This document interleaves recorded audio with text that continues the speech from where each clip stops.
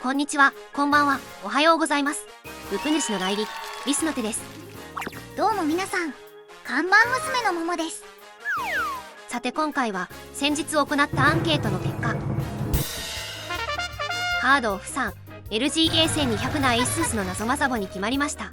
ご協力いただいた37名の方、本当にありがとうございました。なので今回の動画は ASUS の謎マザボを紹介していくよ。謎マザボですって、さぞかし謎なマザボなんでしょうね。いや、ごめん、そこまでではないかも。あら残念。それじゃあざっくり詳細を紹介するね。これはクリスマスの日にハードを福島店で購入したよ。読み方が合ってるかわからないけど G10CE メイン BD、 お値段は税抜き3000円。 LGA1200 にしてはまあ安いわね。でもこんな名称のマザボ見たことないわよ。僕もわからなくて画像検索したら ASUS が販売してるゲーミングパソコンのブランドみたいだね。なのでそれに使用されてるメインボードって予想したよ。それもほとんど正解でしょう。そうかもね。それじゃあ開封して中身見ていこうか。オッケー。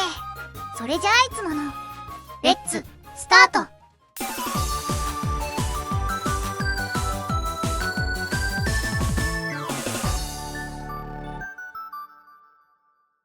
チャンネル登録お願いします。じゃあ中身を取り出すよ。 IO パネル落としてるじゃん。相変わらずやることが雑ね。気にしない気にしない。ということで開封できました。付属品は IO パネルだけなのね。そうだね。でもジャンクマザボで IO パネルがついてくるのって珍しいよ。言われてみれば確かに。あれってなんでなのかしらね。多分ノートパソコンのハードディスクマウンタと一緒で嫌がらせじゃないかな。あれって嫌がらせだったのか。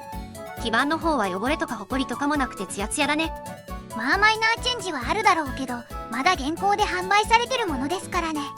リビジョン 1.02 がいつ頃のものなのか、それはちょっと気になるね。もし使ってる人いたら教えてほしいな。次はざっくり端子周りを見ていこうか。まずは M.2 スロットかな。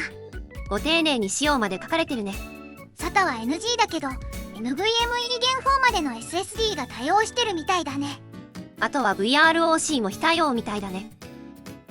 こっちは Wi-Fi カード用のスロットだね。前回のトラウマが蘇ってくるわね。ドンマイドンマイ、気にすんな。うっせえわ。もう一つ M.2 スロットがあるね。こっちは Gen3 まで対応してるみたい。SATA のマークは何だろう。 V かな。 V っぽいけど意味はわからないね。あとはインテルラピッドなんちゃらは NG みたい。 IRST ってその役なのね。めぼしいとこはこれくらいかな。その他の基板表面の細かい端子はさすがに長くなるので割愛するね。じゃあ次は背面だね。上から順番に PS2 ポート、 HDMI と DP ポート、 USB3.2 弦1ポートが4つ、 USB2.0 が2つと LAN ポート。あとはオーディオ端子が一式だね。最後に裏側だけど何もなしだね。チャンネル登録お願いします。それじゃあ動作確認していこうか。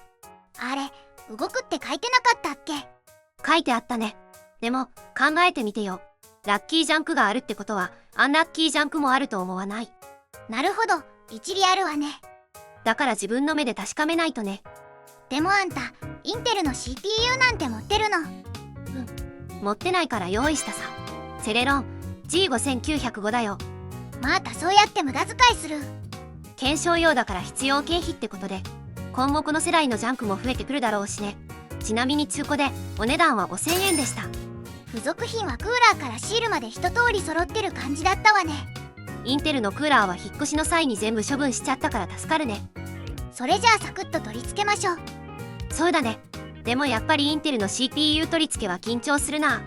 ソケットの上に CPU を落としたら終わるからね。無事に取り付け完了だよ。何事もなくてよかったわ。次はメモリの取り付けなんだけど、ついに DDR4 の検証用メモリを導入したよ。おう、今までその都度メインパソコンからメモリを取り外してたもんね。そうなんだよね。ちなみに 4GB のものを2枚用意したよ。購入先は迫前装備さんで、確か1枚1000円ぐらいだったと思う。いい買い物だと思うけど、来月はお小遣いなしね。そんな。サーキを取り直してメモリ取り付けましょう。そうだね。さて、このメモリスロットはカタラッチか？パパラッチ？カタラッチだよ。ちょっと刺すのに苦労するんだよね。前にもそんなこと言ってたね。よし、刺せた。ちなみについになってるスロットはここに記載されてたよ。スロットの色でもわかるわね。あと A2 と B2 から刺すのが一般的らしいね。マザボのマニュアルにもそう書かれてるね。理由は知らないけど。 A1 と B1 に刺しても問題起こったことないし、とりあえず動けばいいんだよ。じゃああとは CPU クーラーの取り付けね。そうだね。で、今回からブリスを変えてみたよ。いいと思うわ。ブリスって何気に高いからお財布に優しくないし。そうなんだよね。オーバークロックするわけでもないし、普段使いしかしないから、僕には普通のシリコンブリスで十分だと分かったよ。樽を知るってやつね。チャンネル登録お願いします。それじゃあ起動確認ね。そうだね。そしてまた新装備を導入したよ。タッチパッド付きワイヤレスミニキーボードね。私も前回のデスクミニで使ってるわ。今まで普通の有線キーボードとトラックボールマウスで頑張ってたけど、使ってるの見て便利そうだったから僕も買ってみたよ。全体的に好印象なんだけど、欲を言えばファンクションキーが12まで欲しかったかな。ああ、F12 でルートメニューとかもあるもんね。普段は全くと言っていいほど使わないけど。本当にね。さて、準備できたみたいだし電源入れるよ。CPU クーラーのファンが回ったね。あとは BIOS が起動すれば OK だね。ROG マークが出たよ。F にカレルで BIOS の設定に行けるはず。よかった。ちゃんと商品説明通り BIOS 起動したわね。CPU もメモリも問題なさそうだね。じゃああとは Windows を起動してどうなるかだね。まあでも BIOS が起動すれば9割方問題ない気がするけどね。